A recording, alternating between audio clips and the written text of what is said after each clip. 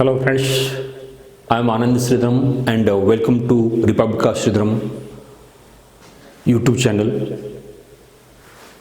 Republica YouTube channel ये Republica online university का एक पार्ट है और आज एक बहुत ही खुशी की बात है कि आप लोगों के लिए एक बहुत ही अच्छा न्यूज़ है कि यूपीएससी की एक वैकेंसी, एक बहुत बड़ी वैकेंसी आई है 421 पोस्ट के लिए और यह पोस्ट है इन्फोर्समेंट ऑफिसर का। ठीक है, इन्फोर्समेंट ऑफिसर, अकाउंट ऑफिसर का पोस्ट है 421 पोस्ट और यह जो पोस्ट है इसकी बहाली ईपीएफओ यानी एम्प्लॉय प्रोविडेंट फंड ऑर्गेनाइजेशन, कर्मचारी भविष्य निधि संगठन के अंतर्गत होगा, जो कि यह EPFO ministry of labour and employment government of India के अंतर्गत आती है। जैसा कि हम लोग जानते हैं ईपीएफओ क्या है, एक प्रोविडेंट फंड को मैनेज करने के लिए एक ऑर्गेनाइजेशन बनाई गई है। जो कर्मचारी होते हैं उस चाहे ऑर्गेनाइज सेक्टर का, चाहे वह गवर्नमेंट एम्प्लॉय हो या फिर प्राइवेट सेक्टर के जो ऑर्गेनाइज्ड एम्प्लॉय होते हैं, कंपनी के जो एम्प्लॉय होते हैं, उनका एक प्रोविडेंट फंड होता है उनकी सैलरी से काट करके, और उसी प्रोविडेंट फंड को ऑर्गेनाइज करने के लिए, मैनेज करने के लिए ईपीएफओ ऑर्गेनाइजेशन बनाई गई है, जो कि एक सेंट्रल बोर्ड ऑफ ट्रस्टी के रूप में काम करता है। यह इसका सेंट्रल बोर्ड ऑफ ट्रस्टीज का एपेक्स बॉडी है। ईपीएफओ की स्थापना 1952 में हुआ था, 1952 में 4 मार्च 1952 को हुआ था इसी उद्देश्य से। ठीक है, तो इसकी बहुत बड़ी वैकेंसी 421 पोस्ट के रूप में इन्फोर्समेंट ऑफिसर के रूप में, अकाउंट ऑफिसर के रूप में आया है। ठीक है, तो इसमें आप देखते हैं कि 18 जनवरी से इसका फॉर्म भराना शुरू हो चुका है। 31 जनवरी 2020 तक इसका फॉर्म भराएगा। इससे पहले यह 2017 में आया था और 2017 में तब केवल 257 पोस्ट था। इस बार 421 है, यानी आप अंदाज़ा लगा सकते हैं कि 164 पोस्ट ज़्यादा है इस बार, जो एक बहुत बड़ी संख्या होती है। इसमें एक बहुत अच्छी बात है कि विभिन्न वर्ग के लिए, विभिन्न क्लास के लिए, कैटेगरी के लिए काफ़ी ज़्यादा स्कोप है इस बार। जैसे जनरल के लिए 168 पोस्ट है, फिर ईडब्ल्यूएस इकोनॉमिकली वीकर सेक्शंस के जो स्टूडेंट हैं उनके लिए 42 पोस्ट है, यानी 168 और 42 210 पोस्ट काफ़ी बड़ा पोस्ट होता है। जनरल का इतना ज़्यादा पोस्ट जनरली नहीं देखने को मिलता है। ओबीसी के लिए 116 पोस्ट है, जो काफ़ी ज़्यादा है। एससी के लिए 62 और एसटी के लिए 33 पोस्ट है। फिर फिजिकली हैंडीकैप के लिए भी है। तो एक बहुत ही गोल्डन अपॉर्चुनिटी है हर एक क्लास के लोगों के लिए, हर एक कैटेगरी के लोगों के लिए और साथ ही हर एक स्ट्रीम्स के लोगों के लिए, जो आर्ट्स में ग्रेजुएट हैं, साइंस में हैं, कॉमर्स में हैं, जो एमबीए बैकग्राउंड के हैं, लॉ बैकग्राउंड के हैं, इन सब के लिए एक बहुत बड़ी अपॉर्चुनिटी के रूप में आया है।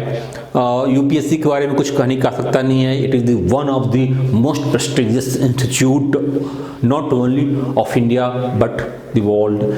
एक बहुत बड़ी संस्था है, रिप्यूटेड ऑर्गेनाइजेशन है, जो कि सिविल सर्विस का एग्ज़ाम लेती है, एनडीए का भी एग्ज़ाम लेती है, असिस्टेंट कमांडेंट का भी एग्ज़ाम लेती है। उसी में एक आपका इन्फोर्समेंट ऑफिसर का भी पोस्ट है।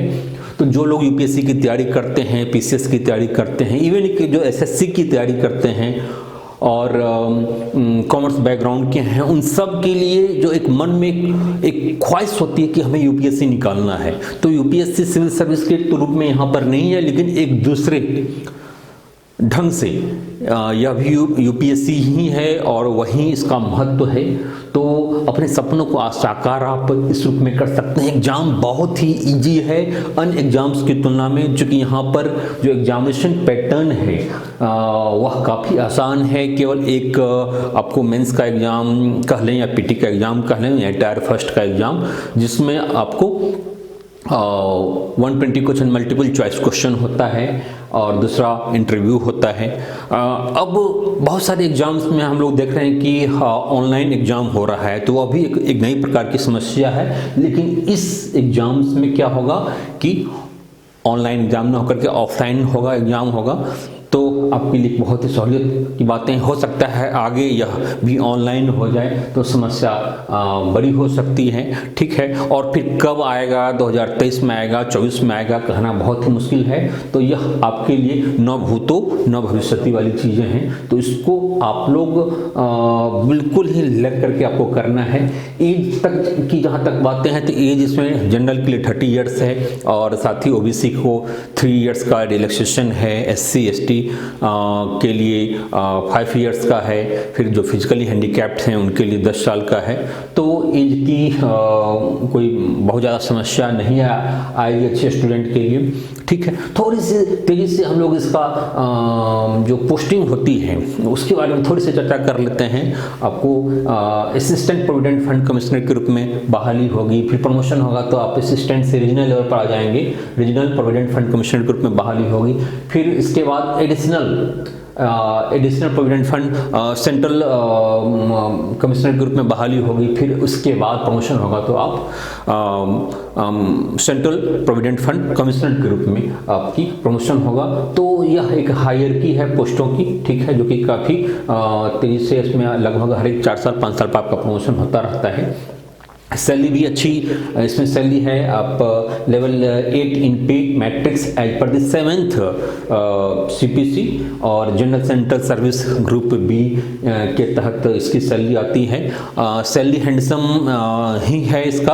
आप मान के चलिए कि आपका 60-70 हज़ार की सैलरी बनेगी। आप HR है, DA है, बहुत सारा हाउसिंग अलाउंस है, वो सारी अलाउंसेस वगैरह आपको मिलेगी, ठीक है। थोड़ा सा हम लोग क्या करते हैं, तेजी से एग्जामिनेशन प्रोसेस को फोकस कर लेते हैं। तो एग्जामिनेशन प्रोसेस क्या होगा इसमें, तो क्वालिफिकेशन में ग्रेजुएशन होगा। किसी भी आर्ट्स में, किसी भी स्ट्रीम में आप ग्रेजुएट हैं, आर्ट्स, साइंस, कॉमर्स, MBA कहीं से भी, लॉ से, तो आप इसके लिए एलिजिबल हैं। अगर डिजायरेबल इसमें है कि अगर आप लॉ से हैं तो बेटर है, MBA से हैं, CS बैकग्राउंड है तो और भी अच्छी चीज़ें हैं। तो एक क्वालिफिकेशन की बात होगी। जो एग्जामिनेशन प्रोसेस होगा उसको देख रहे तो एक एग्जाम होगा, जो टायर फर्स्ट का जो मेंस का एग्जाम होगा, इसमें 120 क्वेश्चन हो सकते हैं और 2 घंटे का एग्जाम होगा, ठीक है। इसका फिर दूसरा एग्जाम इंटरव्यू होगा। तो दोनों का जो मार्क्स का वैल्यूएशन होगा 75% होगा इसका, और इंटरव्यू का 25%। बहुत अच्छी बात है कि पिछले साल 50-50 था, यानी 50% मार्क्स फ्रॉम मेंस और 50% मार्क्स फ्रॉम इंटरव्यू। लेकिन इस बार 75 और 25 का रेशियो रखा गया है, यानी 3 और 1 का रेशियो रखा गया है, ठीक है। तो बहुत ही अच्छी बातें हैं कि आपको, अगर आप रिटन एग्जाम में आप अच्छा परफॉर्म कर जाते हैं तो इंटरव्यू में कम मार्क्स भी आएगा, तो इट्स ओके, कोई बात नहीं, ठीक है। इसमें आप देखें कि मार्किंग में निगेटिव मार्किंग है, और वह निगेटिव मार्किंग 1/3 मार्किंग का होगा। तो इसलिए आपको सतर्क रहना है, चीज़ों पर आपकी अच्छी समझ होनी चाहिए, अदरवाइज आप इसमें प्रॉब्लम में फंस सकते हैं, रिस्की हो सकता है। कट ऑफ जो पिछली बार था वह था कि 200 मार्क्स का था, 100 मार्क्स का मेंस और 100 मार्क्स का इंटरव्यू, तो उसमें 110 मार्क्स आपका कट ऑफ था। तो इस बार भी आप अंदाजा 110 मार्क्स यानी 55% मार्क्स हुआ, जिसको आप लोग मेहनत करें तो सर्टेनली बहुत ही आसानी से तो नहीं, क्योंकि UPSC का एग्जाम है, लेकिन लाया जा सकता है। और अगर आप 67-68% तक मार्क्स आ जाता है तो आप टॉप भी कर सकते हैं, जैसा कि UPSC के एग्जाम में भी होता है, ठीक है।